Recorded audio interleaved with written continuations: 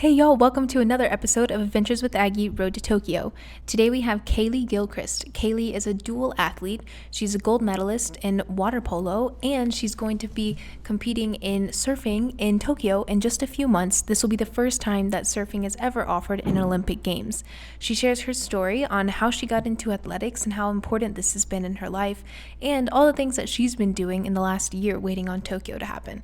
So please welcome Kaleigh. Kaleigh, how are you doing? I'm doing well. It's a little chilly in Southern California, which isn't chilly in New York, I'm sure. But yeah, it's December morning. Awesome. Well, I'm so glad you're here. I'm really excited to learn some more about your story and your background and all the awesome things you've done. But just to get started, can you kind of give me some background, maybe what you do and where you're from? Sure. My name's Kaleigh Gilchrist. I'm 28 years old from Newport Beach, California, born and raised. And I am a two-sport athlete in water polo and professional surfing. Awesome. Two-sport athlete just sounds so cool. Like I love hearing that. Great. So let's start with water polo. How did you get into this? I don't know. I hadn't heard of this when I was a little girl, so I'm curious to see how you had gotten into the sport. Yeah, sure. So I was just a tomboy growing up, played every sport imaginable, just wanted to compete with the boys. And in SoCal, water polo is actually a pretty big sport in California in general. So one of my buddies played and they told my parents to sign me up. And I think at age 8 was my first practice. And since then, I've pretty much been hooked. My dad is an Olympic swimmer and swam in 2 Olympic games. And I tried to swim at a young age and just didn't like it. Didn't like to be coached by him or anything, but I slowly but surely got back in the pool and found water polo. Awesome. So when did you realize that you wanted to do this professionally? And I know you did it in college as well. So when kind of did you have that, oh, I really like this, I want to keep going? Yeah, it was kind of interesting. I think I went in waves, waves where I was like, okay, I want to be a professional surfer. I'm done with water polo. And then waves where I was like, no, I want to be an Olympian for water polo. And Sure. I remember finding this old school project, and I was actually training for the Olympic Games in Rio and went back and we were like cleaning out the house in this old school project. I was in 8th grade, so I think I was 14 years old. And basically said that I wanted to go to 2 Olympic Games for water polo. So subconsciously, I set that dream and that goal out for me way back when I was 14 years old. And then I think through high school and through my surfing career, I kind of lost that dream. And I think it came full circle. Probably my junior year of college, I realized like, wow, okay, maybe I have the skills to do this. Like, let's make that goal happen. Yeah, that I think it did. Yeah, 2016, I think it happened. But can you tell me a little bit about this? Just like the road to Rio and then your experience there. Yeah, I mean, it was a dream come true. I think there's a few moments that stick out, and I think the first meeting with my coach that said that I was going to be an Olympian, and then calling my family afterwards and just tears of joy was awesome. And then the opening ceremonies, I think that's like when you pinch yourself and realize your goal is finally happening. You made Right. your dream come true. And then obviously winning the gold medal is just an undescribable feeling. Hugging your teammates, watching the flag raise while you sing your national anthem, and then hugging your family and friends afterwards. That's something that I'll forever cherish. And I think, to be honest, that's why I'm still playing, is to hopefully reach that feeling one more time in Tokyo. Yeah, definitely. I'm so excited. I want to see it happen. But I don't know. I'm kind of curious like how you transition. I know like you were surfing and doing water polo at the same time, but when did you start surfing? I know like I've never even surfed in my life. I've never done water polo either. So I think that's so cool that you're so good at both of these sports that I've never touched before. But yeah, when did you start surfing? Um, I started actually like simultaneously at the same time as water Okay. polo at age 8, and it was basically for the same reason.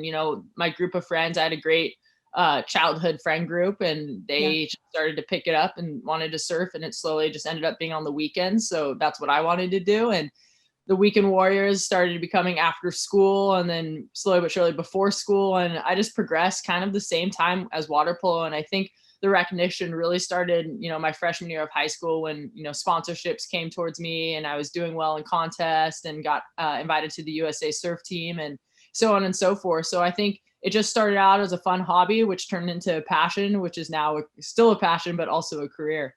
Yeah, I think that makes it so much better when like you're just doing it because you really like it and you're like, oh, I can do something with this and make it Yeah. professional, which is awesome. But can you kind of explain? I know I'm not super familiar with it, and I don't know that all of my listeners would be either. Just how surfing competitions work, like what's the scoring situation like? I've watched some, I love watching them, but I can't say I understand everything that's going on. Sure. I mean, I think surfing is really unique in the sense that you're in the environment, an uncontrollable environment. Yep. It's hard. It's not like if you're gymnastics or diving or swimming, that's even water polo, like maybe the refs come in with some unpredictability, but really in surfing, it's crazy. So it's hard to judge, and especially hard to judge if you don't understand the sport. But Right. you usually surf with either 2 or 4 person heats, and the top 1 or 2 people advance. And the way it's judged is your top 2 waves on a 1 to 10 point scale. So a perfect heat would be 20 points. Right. A good heat's anything around 15, and then you can usually make it through heats 10 or above. So that's two 5-5s is usually a good goal to set out depending on the conditions. And the way they judge a wave is just kind of difficulty of maneuvers and difficulty sections of the waves. So yeah, that's kind of how it goes. It's crazy. There's a world tour, so that's what everyone hopes to get on. And there's usually 10 contests a year, and at the end of the 10 contests, there's a world championship is crowned. But to get on that, it's only 17 women and 34 men. So to qualify for that, you have to do a world qualifying series. And that's just contests around the world. Waves usually aren't as good, and that's what I compete on, is the world qualifying series. And then the top 5 or top 15 for men, top 5 for girls will eventually make it onto the championship tour the following year. So there's about 2 tours that you're competing on, trying to get to the elite tour, which is what in the World Surf League they call the dream tour, because you're just traveling around the world surfing amazing waves, and they go during the season, and you have about a 2-week waiting period. So you're bound to get some good waves for some contests. Yeah, that's awesome. I want to watch again. I feel like now that I understand some more things, I could maybe understand surfing that I'm seeing on TV a little bit better. And then it gets technical, like there's a priority system, and then Sure. so heat strategy gets involved. But as a beginner, just know top 2 waves count, and Yep. you want to get a 10. Awesome. Cool. So how did the opportunity with USA Surfing come about? Like, what was that like? Did they had seen what you had done? They reached out to you. I guess, how did you form that relationship? Yeah, it was actually a kind of a funny story. So when you're an amateur, you surf in these National Scholastic Surfing Association, the NSSA, and the WSA Prime. And they're really fun events. There's a season basically like September through May, and there's just little contests up and down your region. So at a young age, I was traveling to San Diego or up to Santa Cruz to surf. And then if you qualify for nationals, you get to surf in the nationals event, which is, the most prestigious amateur event, hosted usually in June.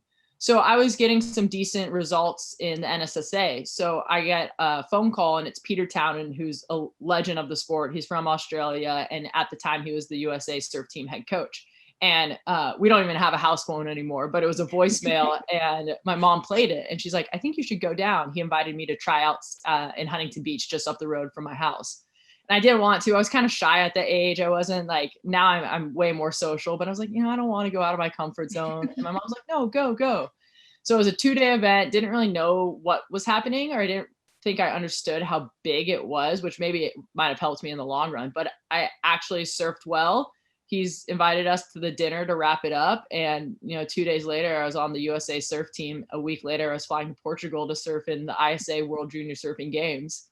And so It was just like a whirlwind event. I was 14 years old, placed 19th my first year. And then I went from 19th to a 13th to 9th. My last year, I got top 10 in the world. So I'm really fortunate for USA Surfing and everything that they've given me and the opportunities that they give me. And I'm still to this day affiliated with them, and I'm on the board for USA Surfing. So I get to cheer them on in a different way now. Yeah, that's a quick turnaround for a 14-year-old on the plane to Portugal right then. Wow. What's happening? Yeah. I don't know how I would have handled that as a 14-year-old, but that's awesome. So have worked out pretty well, considering where you are now. But let's kind of transition into Tokyo. So this is the first time that surfing's in the Olympics, correct? Yes. Yeah. So why do you think this wasn't added earlier? I honestly didn't know it wasn't in the Olympics, but yeah, why Yeah. do you think this is the year? I don't know. It's pretty crazy. So the head of the ISA, the International Surfing Association, is Fernando Aguera, and he would always have these opening ceremonies at the contest that I surfed in, the ISA World Juniors, and he always said, one day this will be an Olympic sport, one day. And to be honest, I never really saw it in my, saw that it would happen in my lifetime, maybe, especially not my competitive surfing lifetime. Sure. And I just think there was such a divide in extreme sports, so to call, than the classic sports, that I don't think anyone saw or had the vision he had to happen so quickly. But the Olympics are expanding. Surfing is such a well-known sport. And I think it just worked out. And the fact that Tokyo's committee is giving surfing a shot. And actually just last month, they've been accepted for 2024 in Paris. They're going to surf actually in Tahiti, in Chopu, a famous wave. So the fact that they're going to be in at least 2 Olympic Games, it's huge for the sport, and I'm really excited to watch. And I think it's just going to bring instead of just the small fan base of surfing, I think it's going to expand the sport to many more fans. So I'm really looking forward to it. I'm not quite sure why it took so long, but glad that it's here now. Yeah, definitely. I think when I was reading about this before talking with you, I was thinking probably it was the matter of location, I guess. Like when you think of Paris, like where do you surf in Paris? Yeah. That's not really an option, but that's cool to see that it'll be somewhere else. Yeah. But yeah, that's so cool. Cool. Well, I'm curious about like this past year that you've had, everybody's had, right? Kind of just sitting on hold. So how have you used this last year to prep and get ready for Tokyo 2021? Yeah, if you look at a timeline with my personal story, I think my year even started sooner in July of 2019. We won world champs down in South Korea, Gwangju. Awesome win versus Spain, who's a huge rival of ours. And we went out to celebrate. And the last night of big events is always so fun. You get to go blow off steam. You get to go hang out with, a lot of other national team members or college teammates or professional teammates. So you're all friends. The community is really tight knit. So we were celebrating, about to fly home. And I was on top of a balcony and it collapsed. And I got really badly injured to my lower left leg. It was just craziness was happening. Had to get, carried out. Ambulance came, went into surgery in a foreign country, and woke up. And I just kind of didn't really know what happened. But the doctors, I remember saying right when I woke up that I was millimeters away from my nerve, which is essentially millimeters away from not having a functioning foot again. So when I heard that a full recovery was possible, my mind just shifted. It was like, okay, it's on. Like, what can we do to make Tokyo at the time 2020? Like, I had less than a year to recover. So my recovery process was just insane. My hours I was putting in were, 5 a.m. to 6 p.m. every day. And I think when the Olympics got postponed, I was able to compete in some tournaments and start playing with the team again. And I was back probably for about 3 or 4 months before the Olympics were postponed in March. But I think looking back at it now, I didn't even know how burnt out I was until that postponement happened, and until I got to take some time to reflect and some time to just decompress. And I was just so burnt out from the hours putting in and the grind that comes with trying to win a gold medal, that hindsight may be the best thing for me with this postponement. I was also dealing with some mental and psychological trauma from the event that I pushed away because I was so focused on the physical, that this time allowed me to seek help and talk to therapists and dive deeper into the trauma from that night. So I'm actually really fortunate. I know a lot of people have different opinions or views or times that have happened during this crazy year, but I'm looking forward to I'm really excited for that reset that I had, and looking forward to push for the next 6 or 7 months and hopefully be down in Tokyo. Yeah, definitely. I think this past year, if anything, people have just noticed that they needed that mental break. And it's great that you got the physical recovery and the mental recovery.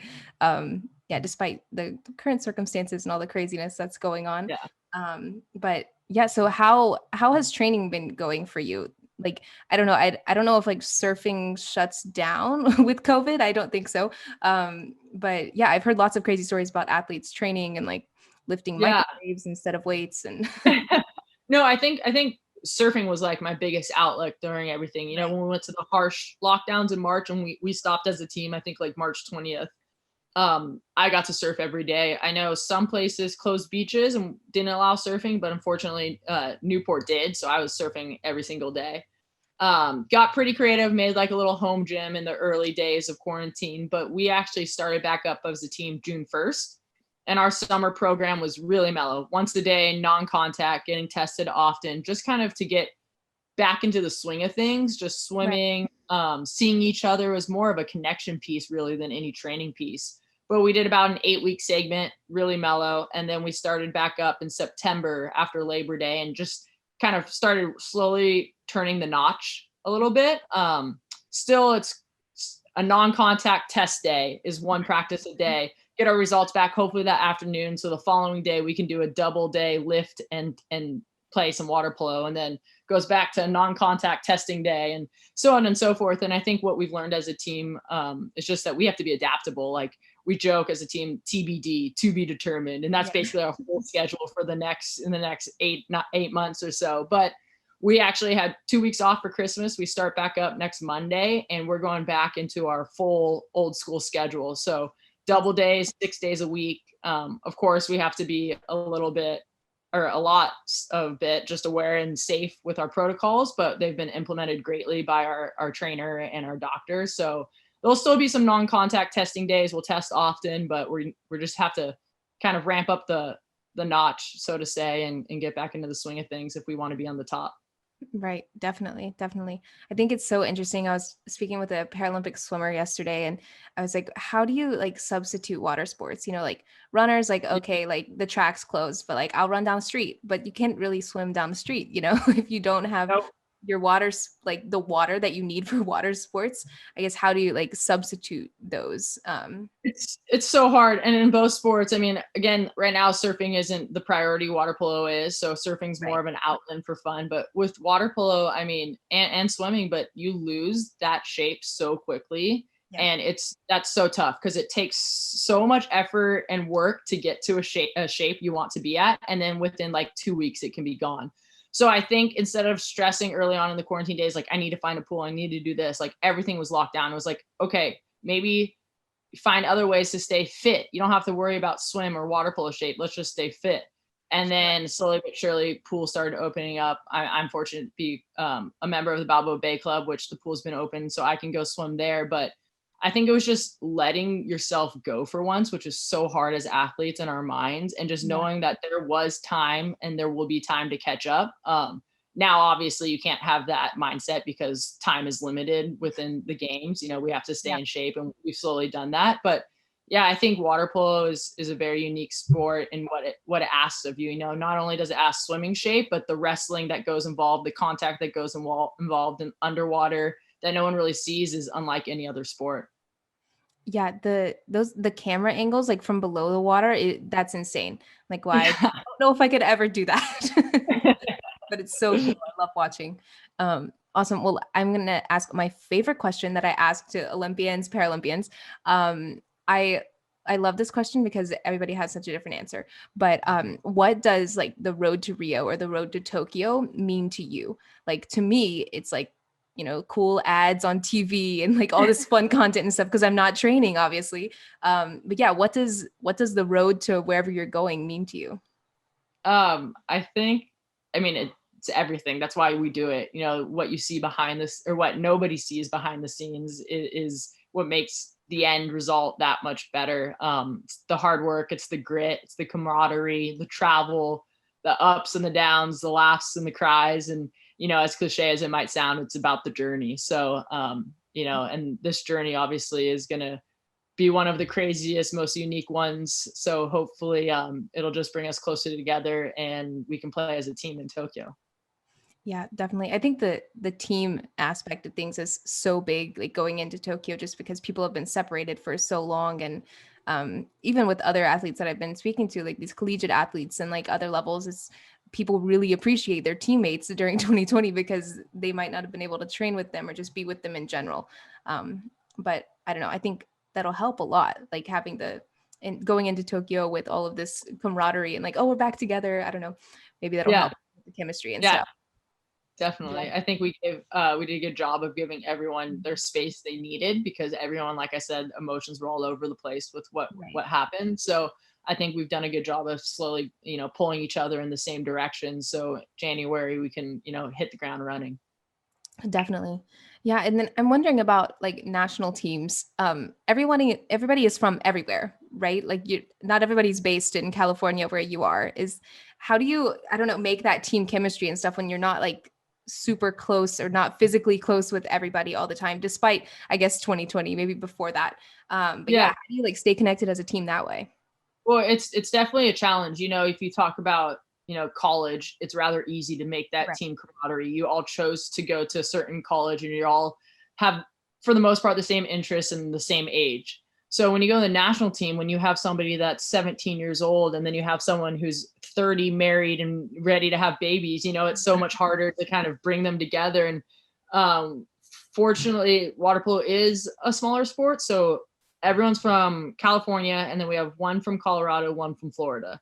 Okay. So I think that helps a little bit with our background and upbringing. And we all played at the 3 or 4 schools. So we've played against each other in college, and you have these development programs growing up. So a lot of people have traveled before with one another, but I think it's a little bit more of a challenge with national teams because of what you said, just, the different backgrounds and upbringings and everything like that. So that's something what we continue to deal with and learn, and we just have to make sure that we do our best to kind of bring that camaraderie. But really, the best and easiest way to do that is through hard work.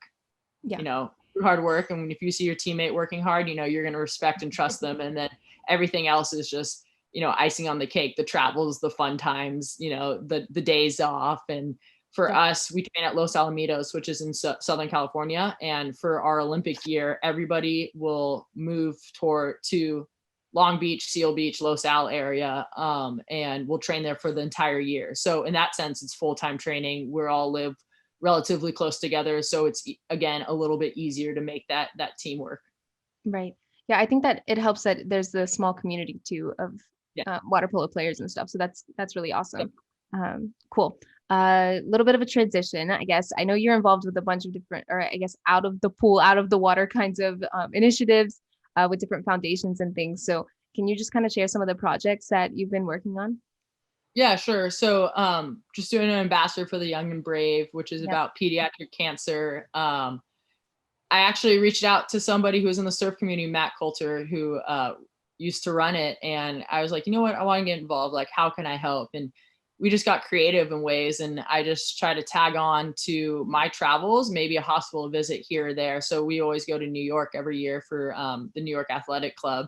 So I grabbed a couple teammates and I was like, hey, Matt set up this hospital visit. You guys want to come? And so we went to a hospital visit, brought our medals and chatted with, little kids. And there's a couple people I still stay in contact with. So it's just been really fun, and just doing whatever we can in our, small little community to help and inspire. And then the next thing is this one of the teammates that actually came to the hospital visit, Cammie Craig, and I started Camps for Champs. Yep. And it's just a fun little project. After Rio, we knew we loved the teamwork we had, and we had a great connection in the water, and we had a lot of fun. And we both at the time thought we were going to be done with water polo. She retired, but actually came back, and we're like, how can we continue to share the sport that we love and continue our teamwork? And we're like, let's do Camps for Champs. So the idea behind Camps for Champs, it's obviously water polo camps, and we teach, drills and skills that the national team uses.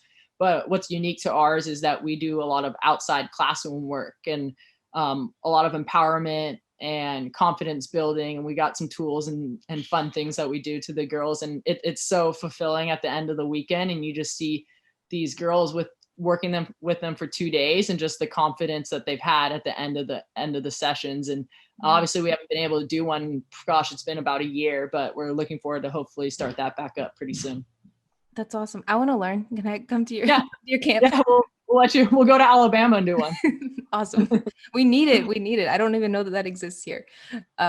That's so cool. I know you're doing lots of fun stuff. I've seen the pictures and the videos and stuff from those kids' faces as well that you're visiting, and it's so fun to see how excited they are and how happy they are when y'all come and visit. But cool. So just last few questions. you've done a lot in your career already. And what are your long-term goals? You got your gold medal. Yeah, what's next for you? What are you looking forward to? Yeah, I think I'm having this realization, I'm a little older in the water polo world. So want to win gold in Tokyo, make the team, win gold, and then end my water polo career on a high. And then I would love to give one more shot at professional surfing and just see how far I can take it with just focusing on that. There's always been balance, and water polo has Right. always had kind of the upper hand for many reasons, but mainly the team aspect. So I want to give surfing one more shot and continue to build and develop camps for champs. And then, in a perfect world, have a family and be able to live in Newport for the rest of my life. Awesome. Newport's so much fun. I've been once. It's beautiful. I would live there too if I could. But awesome. Well, I'm excited to watch you in Tokyo. Well, last question. I always end my shows on advice. So what is one piece of advice you would give to your younger self? Maybe like as you're starting your career with water polo and surfing and things. Yeah, I probably should have told you this one before because people like, I don't know. But yeah, you um, can take a second if you want. I think, this may seem cliche with how everything's gone, but after my injury, and then especially with this year, I think the most important thing that I've learned is just to be present and to just enjoy the little things. And I think that's something that we've all been taught this year, which is great. And just to continue that awareness moving forward. And, if it was a little kid, I was all over the place. It was like, surf in the morning, go to water polo practice, rush to surfing it again, go to water polo practice. Like, my schedule was insane. And just every once in a while, take a breath and make sure you're in the present, essentially living the dream. Definitely. Yeah, that's great advice. I think younger Kaleigh would appreciate it. Um, awesome. Well, this was great. I know I learned so much about both water polo, your career, surfing, and everything. But thank you so much for speaking with me. Thank you. I wish you the best of luck. Thanks. Kaleigh has such an awesome story, and I'm so excited that she was able to share it with us on Adventures with Aggie Road to Tokyo. Next, we have our last episode of Road to Tokyo series. We have Jamal Hill. Jamal is a para swimmer, and he's competing in Tokyo in just a few months, so I'm super excited to share his story. He's also done some really cool things out of the pool with a foundation and teaching kids how to swim. So stay tuned for our last episode of Adventures with Aggie Road to Tokyo, coming next Monday.